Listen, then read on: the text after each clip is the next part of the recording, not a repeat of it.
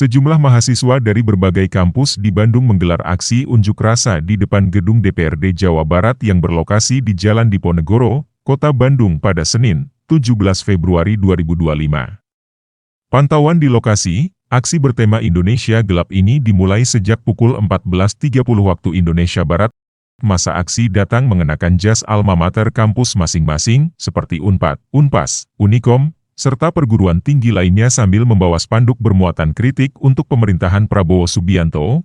Di depan gedung DPRD Jabar, para mahasiswa itu pun bergantian menyampaikan orasi, menuntut agar pemerintahan Prabowo Gibran merevisi beberapa aturan termasuk efisiensi yang berbuntut pada penurunan anggaran terhadap pendidikan. Setelah melakukan orasi, para mahasiswa ini sempat membakar ban dan mencoba merangsek masuk gedung DPRD. Namun pintu gerbang gedung DPRD masih terlalu kokoh untuk dirobohkan masa aksi. PLT Ketua BM Kema Unpad, Ridho Anwari Arifin mengatakan, dalam aksi kali ini terdapat beberapa tuntutan. Aksi ini pun digelar serentak di sejumlah daerah lain. Menurutnya, Aliansi Amarah Rakyat Jabar juga menyatakan sikap dengan tegas dan menuntut pemerintah untuk dapat menyadari dan membenahi permasalahan yang ada melalui beberapa poin tuntutan. Sebanyak 14 poin menjadi tuntutan utama massa dalam aksi Indonesia Gelap di depan gedung DPRD Jabar. Pertama, mereka menuntut untuk menaikkan anggaran pendidikan serta membatalkan seluruh pemangkasan, lalu mencabut instruksi Presiden nomor 1 tahun 2025, kemudian mengembalikan anggaran pendidikan ke pagu awal. Selanjutnya, mereka meminta kenaikan anggaran pendidikan, terutama dana operasional PTNBH, PTS, dan beasiswa, serta perluas akses pendidikan tinggi kepada anak kelas buruh dan kaum tani yang selama ini dihalangi oleh biaya pendidikan yang tinggi. Hadirkan sarana-prasarana pendidikan berkualitas, buka seluas-luasnya ruang demokrasi, dan selesaikan masalah kekerasan seksual dalam dunia pendidikan. Kedua, alihkan efisiensi pendidikan ke tunjangan-tunjangan pejabat.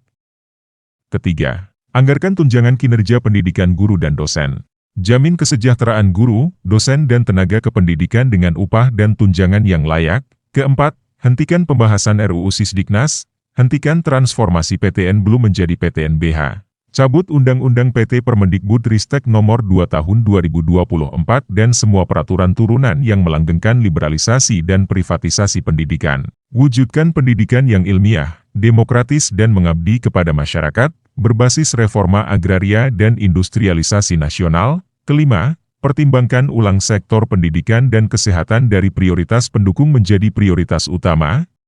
Keenam, menuntut Prabowo untuk mengefisiensikan dan merombak total kabinet merah putih secara struktural dan teknis. Ketujuh, menuntut pemerintah untuk mengingat kembali hal-hal yang dijanjikan pada rakyatnya.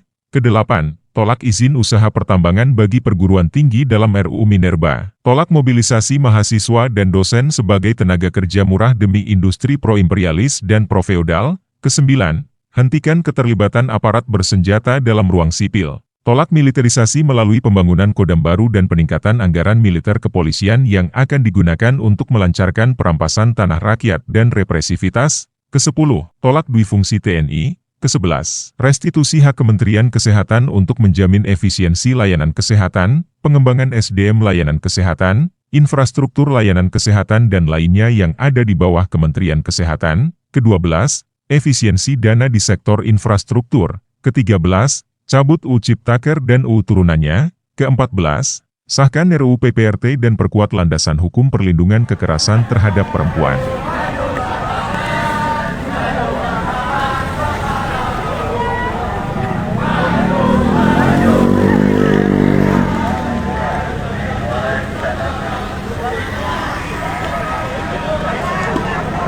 Sejumlah mahasiswa dari berbagai kampus ini masih bertahan melakukan aksi unjuk rasa meski hujan mengguyur.